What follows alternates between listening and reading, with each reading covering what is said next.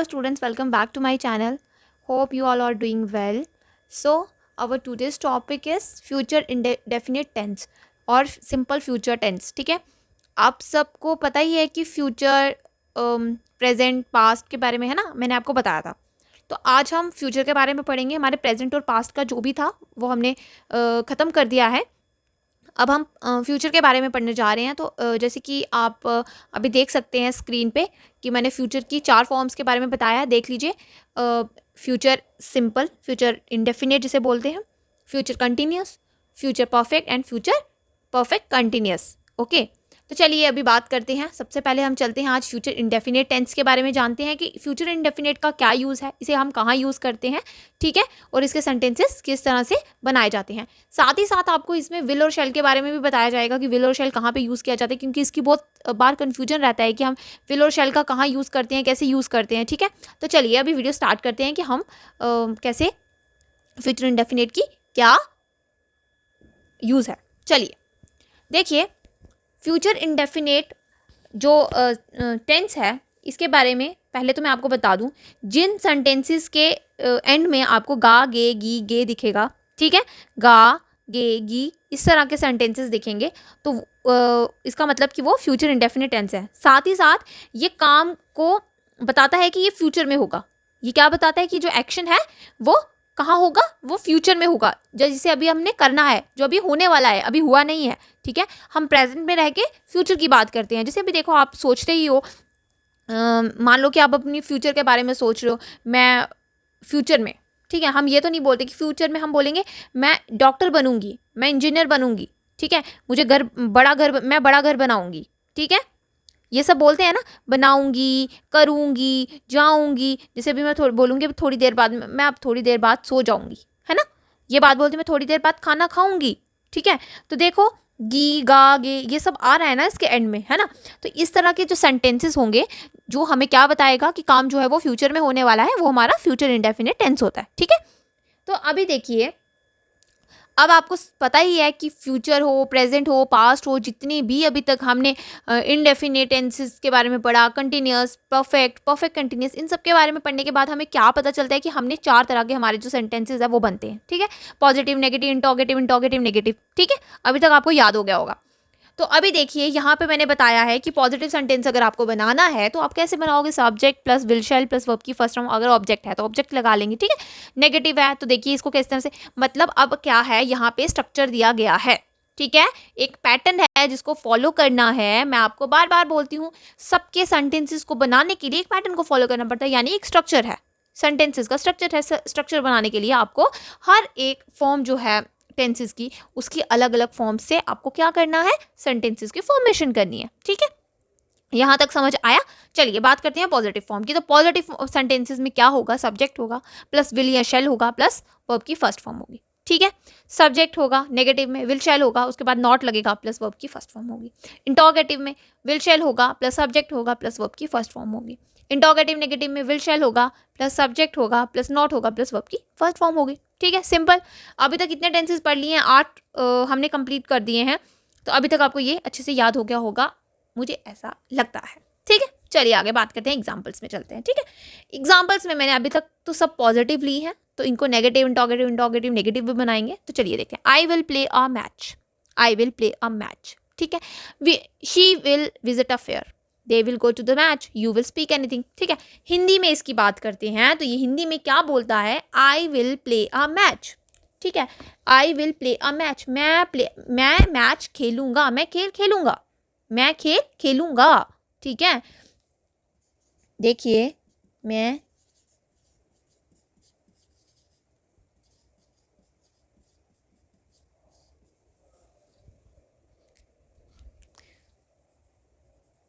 चलिए मैं खेल खेलूंगा. ठीक है, she will visit a fair, they will go to see the match, you will speak anything. ठीक है, ये आते हैं हमारे पॉजिटिव सेंटेंसेस. ठीक है, देखिए आई, देन विल, वर्ब की फर्स्ट फॉर्म और ऑब्जेक्ट, शी सब्जेक्ट, वर्ब की सॉरी विल शेल, वर्ब की फर्स्ट फॉर्म. इसी तरह से हमारे क्या बन गए, ये बन गया हमारे एग्जाम्पल्स के तौर पे, आपको समझ में आ गया कि किस तरह से हमको कैसे इसको स्ट्रक्चर को किस तरह से फॉलो करके, क्या पैटर्न फॉलो करके हमें सेंटेंसेस को बनाना है, ठीक है।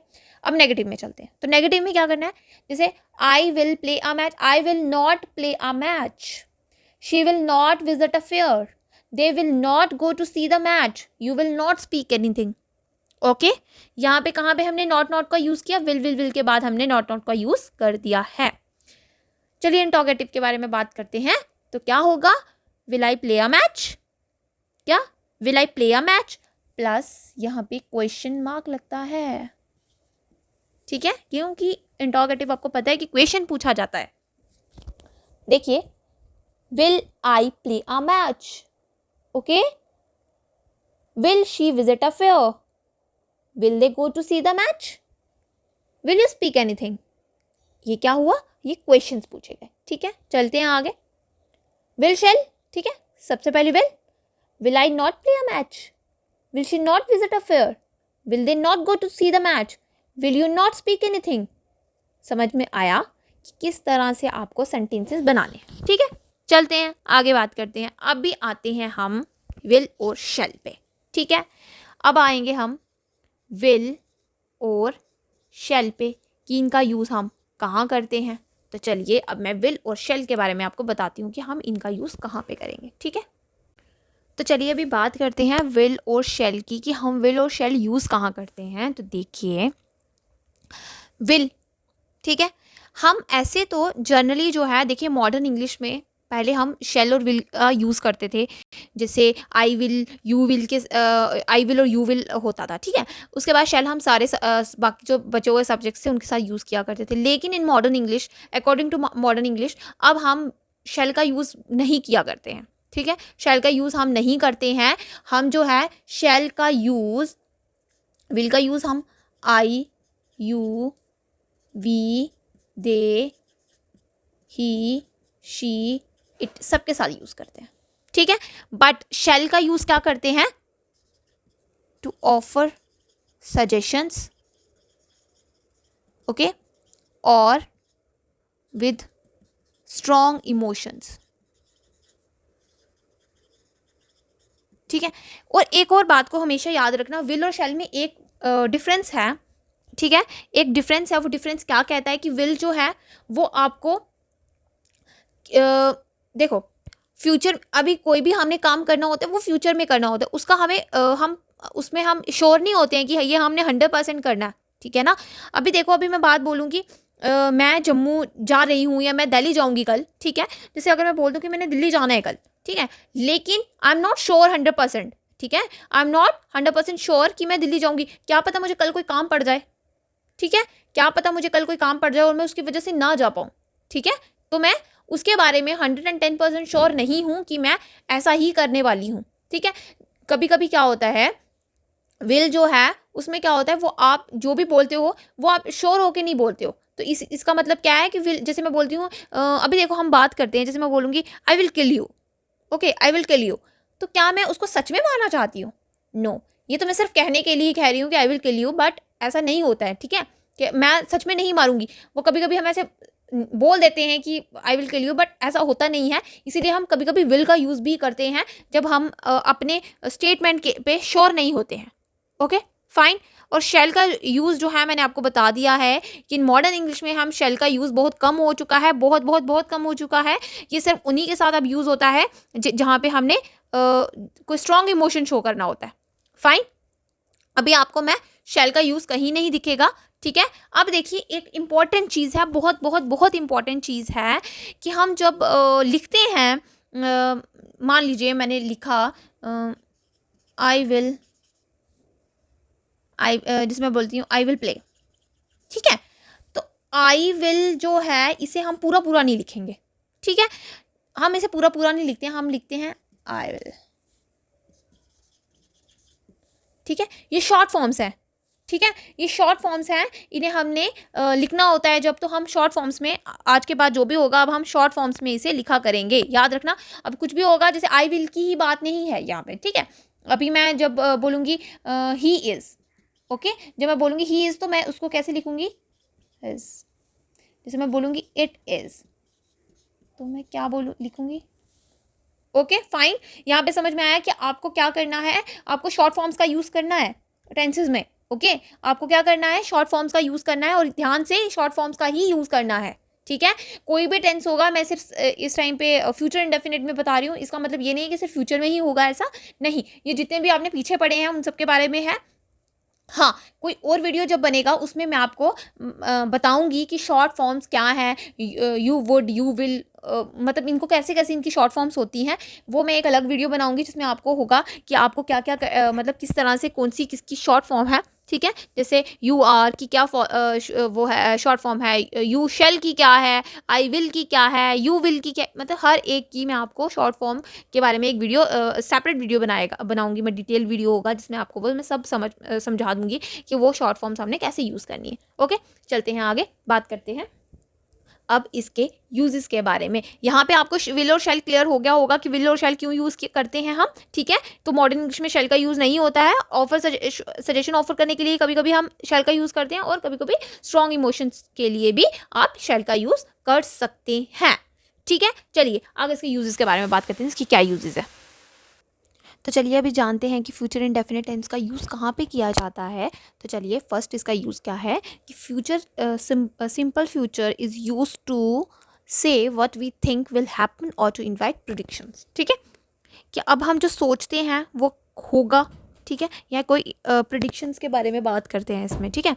तो चलिए जैसे कि फर्स्ट की बात करते हैं, example, we will sing a song, we will sing a song, मतलब हम गाना गाएंगे, मतलब गाएंगे, इट इज़ अ प्रिडिक्शन, ठीक है, कि हम गाएंगे, या कोई भी स्टेटमेंट है, हम सोच रहे हैं कि हम गाना गाएंगे, ठीक है। लेकिन अब वो कब होगा, वो होगा इन द फ्यूचर, ठीक है। अभी देखिए सेकंड एग्जांपल है, he shall not attend the party.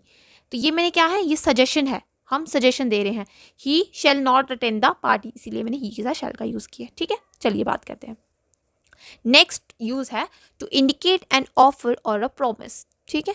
Promise के लिए या ऑफर के लिए, देखो अब मान लो मैं किसी को प्रॉमिस करती हूँ, मैं प्रॉमिस करती हूँ, जैसे मैं अपनी सिस्टर को प्रॉमिस करती हूँ कि अगर तुम पास होगी ना तो मैं तुम्हें एक वॉच दिलाऊंगी, ठीक है। अगर तुमने अच्छे 10th में अच्छे मार्क्स लिए ना तो मैं तुमको क्या करूँगी, मैं तुम्हें घुमाने ले जाऊँगी। देखो फिर से, मैं तुम्हें घुमाने ले जाऊंगी, मैं कभी पास्ट में प्रॉमिस नहीं करूंगी, या मैं कोई प्रेजेंट में प्रॉमिस नहीं करूंगी, मैं आज का प्रेजेंट में बोल रही हूँ, लेकिन करूंगी, मेरा एक्शन कब परफॉर्म होगा, मेरा एक्शन परफॉर्म होगा फ्यूचर में, ओके। बोलती मैं प्रेजेंट में हूँ, लेकिन एक्शन जो है, वो जो सही मायने में एक्शन जो होगा वो कब होगा, वो होगा फ्यूचर में, ठीक है। तो ऑफर और प्रॉमिस के लिए भी हम क्या करते हैं, फ्यूचर इंडेफिनिट का यूज करते हैं। तो she will give me a watch if I win, अगर मैं जीतती हूँ तो क्या होगा, मुझे एक वॉच दिलाएगी। To indicate an instant decision, ठीक है, क्या है ये, क्या इंडिकेट करता है, किसके लिए यूज किया जाता है, to indicate an instant decision. अभी देखो इंस्टेंट, कोई अचानक से सडनली हम एक कोई फैसला ले लेते हैं, ठीक है, इंस्टेंटली हम कोई काम कर देते हैं, तो हम क्या, जैसे it is raining heavily, I will arrange umbrella for you, ठीक है, समझ में आया, ठीक है। चलिए अभी इसके नेक्स्ट यूज़ के बारे में बात करते हैं, इसका नेक्स्ट यूज़ क्या कहता है। तो देखिए इसका फोर्थ यूज़ क्या है, टू एक्सप्रेस होप्स एक्सपेक्टेशंस, ठीक है। जब आप किसी से कोई आशा करते हो या कोई उम्मीद रखते हो तो भी ये उस चीज़ को एक्सप्रेस करता है, जैसे I hope he will be fine, ठीक है, I hope you will be fine. देखिए hope, assume, believe, hope, think, फिर उसके बाद doubt, be afraid, be sure, expect, think, इस तरह के जो वर्ड्स हैं इन्हें फ्रेजेस बोलते हैं हम, ठीक है, ये वर्ब फ्रेजेस हैं, these are verb phrases, okay, ये वर्ब फ्रेजेस हैं। इन फ्रेजेस को simple future is often used after verb and verb phrases like assume, think, expect, suppose, hope, believe, doubt, ठीक है। तो इस तरह से ये यूज़ करता है, ठीक है, जैसे I hope he will be fine, ठीक है, ये समझ में आया। चलिए नेक्स्ट बात करते हैं फिफ्थ में, simple future time can be expressed in many ways without using a verb in the future simple tense. सुनिए, सिंपल फ्यूचर टाइम जो है उसे हम एक्सप्रेस कर सकते हैं इन मैनी वेज, बिना हम किसी वर्ब के यूज़ किए, किसमें, present simple tense, sorry future simple tense में। कैसे, देखिए, the train leaves at 10 PM, ये क्या है, सिंपल प्रेजेंट है ना, ये सिंपल प्रेजेंट है ना, लेकिन क्या बोला इसने, हमने without using a verb in the future simple tense हम फ्यूचर सिंपल टेंस में किसी भी वर्ब को यूज़ किए बिना भी हम क्या करते हैं, सिंपल फ्यूचर टाइम को बता सकते हैं। कैसे बता सकते हैं? The train leaves at 10 PM। तो जो है वो क्या होगा, 10 बजे वो जाती है, 10 बजे वो क्या करती है, वो जाती है। ठीक है, जैसे अभी मैं बोल दिया कि वो 10 बजे जाती है, तो 10 बजे वो जाती है, रोज़ उसका काम है ना जाने का, वो रोज़ 10 बजे जाती है। लेकिन जब मैं प्रेजेंट में बैठ के उसकी बात कर रही हूँ कि वो जाती है, ठीक है, जाती है, तो वो कब जाती है, इन फ्यूचर जाती है। जब मैं देखो ना, एट अ मूवमेंट, अभी इस मूवमेंट में मैं बात कर रही हूँ, अभी 10 नहीं बजे हैं, ठीक है, अभी 10 नहीं बजे हैं, मैं इस मूवमेंट में खड़ी होकर ये बात कर रही हूँ कि the train leaves at 10 PM, वो ठीक है जाती है। ठीक है, बाय यूजिंग सिंपल प्रेजेंट, इसका क्या है, सब्जेक्ट प्लस वर्ब की फर्स्ट फॉर्म, ठीक है, प्लस एस या ई एस, यही है ना, दिख रहा है ना आपको, प्लस ऑब्जेक्ट है ये। ठीक है, लेकिन क्या है, ध्यान से सुनिएगा, the train leaves at 10 PM, जाती है। अभी जब मैं बात कर रही हूँ, अभी हो सकता है 6 बजे हो, 5 बजे हो, 8 बजे हो, 10 बजे, 9 बजे, कोई भी टाइम हुआ हो, लेकिन 10 नहीं बजे है ना, तो मैं क्या बोलूँगी कि वो 10 बजे जाती है। ठीक है, the train leaves at 10 PM, वो जाती है। जब मैं जिस टाइम पे मैं बात कर रही हूँ तब 10 नहीं बजे हैं, वो कोई और टाइम है, चाहे वो 6 बजे है, चाहे वो 5 बजे, चाहे वो 4 बजे, चाहे वो 2 बजे, चाहे वो 12 बजे, तो मैं बोलूँगी वो 10 बजे जाती है। तो ये भी इंडिकेट करता है सिंपल फ्यूचर टाइम को। ओके, जाती है, सिंपल फ्यूचर टाइम को, इन फ्यूचर की बात कर रहा है कि वो 10 बजे जाती है। ठीक है, समझ में? आई एम कमिंग टुमारो, मैं कल आ रही हूँ, मैं कल आ रही हूँ। तो I is a subject plus is am are plus verb की first form plus ING is this is the present continuous tense. Present continuous tense को सिंपल फ्यूचर टाइम कैसे बताया गया, टुमारो लगा के। मैं कल आऊँगी, मैं कल आ रही हूँ, मैं कल आ रही हूँ, ये क्या है, ये फ्यूचर टाइम बता रहा है। मैं कल आ रही हूँ, ये फ्यूचर टाइम बता रहा है। यहाँ पे समझ में आया? चलिए थर्ड के बारे में जान लेते हैं। थर्ड इसकी देखिए, थर्ड वाला, by using is am are plus about to plus first form of verb. ठीक है, तो इससे अगर देखिए ये क्या बनेगा, पहले हमने किसके बारे में पढ़ा कि हमने पढ़ा सिंपल प्रेजेंट के बारे में। ठीक है, फिर हमने प्रेजेंट कंटिन्यूस टेंस के बारे में पढ़ा। अब हम पढ़ेंगे कि एक स्ट्रक्चर है, उसको फॉलो करते हैं। कैसा स्ट्रक्चर है वो, is am are plus about to plus first form of verb. जैसे कि the bus is about to leave. ठीक है, फर्स्ट द सब्जेक्ट आ गया द बस, उसके बाद इज, ठीक है, plus about to plus verb की फर्स्ट फॉर्म देन लीव। ठीक है, the bus is about to leave. ठीक है, बस निकलने ही वाली है। तो ये भी क्या है, ये क्या इंडिकेट करता है आपको, क्या इंडिकेट करता है, सिंपल फ्यूचर टाइम। ठीक है, ये भी आपको क्या इंडिकेट कर रहा है, सिंपल फ्यूचर टाइम, मतलब the bus is about to leave, मतलब निकलने ही वाली है। ठीक है, अभी निकलने वाली है, हम प्रेजेंट में हैं। ठीक है, हम प्रेजेंट में खड़े होके बात कर रहे हैं कि बस जो है वो निकलने वाली है। ठीक है, तो ये हम किसके बारे में बात कर रहे हैं, जो काम फ्यूचर में होने वाला है। ठीक है, होने रिसेंटली ही वाला है, अभी ही हो जाएगा, कुछ सेकंड्स में, कुछ मिनट्स में, कुछ घंटों में हो जाएगा, लेकिन क्या होगा, वो फ्यूचर में होगा। ठीक है, आपके लिए 1 सेकंड भी फ्यूचर में ही है, 1 सेकंड बाद भी फ्यूचर में ही आएगा, 2 सेकंड भी फ्यूचर में ही आएगा, 1 मिनट भी फ्यूचर में ही आएगा। ठीक है, ये समझ में आया? नेक्स्ट देखिए, एक नोट है, these sentences show that the action is likely to happen almost immediately. मैंने जैसे कि बोला, ठीक है, इमीडिएटली, अचानक से, जल्दी से, जो भी है, जैसे कि मैं बोलूँगी 1 सेकंड भी आपके लिए फ्यूचर, मतलब इमीडिएटली होने वाला है। ठीक है, इमीडिएटली होने वाला है। ठीक है, तो जो जैसे कि मैंने आपको बताया, प्रेजेंट सिंपल प्रेजेंट टेंस में होता है, कंटिन्यूस में होता है, फिर ये जो पैटर्न है, जैसे इस पैटर्न के बारे में बात की, ये जो है, या आपको ये सेंटेंसेस आपको क्या शो करते हैं कि एक्शन जो है वो ऑलमोस्ट इमीडिएटली होने ही वाला है। ठीक है, समझ में आया? नेक्स्ट चलते हैं फोर्थ की तरफ, by using is am are plus to plus verb की फर्स्ट फॉर्म। ठीक है, अब देखो, by using is am are plus to plus verb की फर्स्ट फॉर्म। अब एक और नया पैटर्न निकल के आया, ये वाला। ठीक है, एक पैटर्न ये था, एक पैटर्न ये था, I am to see my sister today. ठीक है, I am to see my sister today. तो अब देखो, ये वाला जो सेंटेंस है, ये जो सेंटेंस है, ये आपको क्या बता रहा है, I am to see my sister today. This sentence expresses an action or event in future time which has been fixed or arranged for by someone other than the subject of the sentence.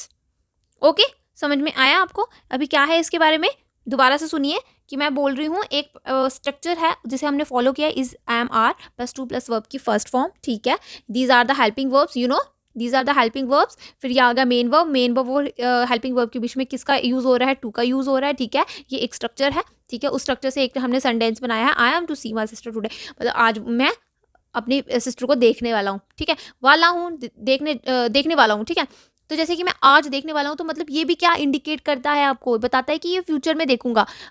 ये भी immediately आपको एक action होने की बात बताता है, I am to see my sister today. ठीक है, एक दूसरी चीज सुनिए, ये जो सेंटेंस है ये आपको एक्शन के बारे में बताता है जो फ्यूचर टाइम में है। एक विच हैज बीन फिक्स्ड और arrange for by someone other than the subject of the sentence. Okay, चलिए फिफ्थ पार्ट के बारे में बात करते हैं। तो फिफ्थ पार्ट आपको कहता है बाय यूजिंग गोइंग टू और एंड वर्ब की फर्स्ट फॉर्म। ठीक है, बाय यूजिंग, ये भी आपको क्या बताता है, ये भी आपको बताता है कि ये फ्यूचर इंडेफिनिट टेंस का यूज हो रहा है। Okay, the old building is going to fall soon, जो पुरानी बिल्डिंग है वो गिरने, बहुत जल्दी गिरने वाली है, गिरने जा रही है, जो भी है। ठीक है, समझ में आया।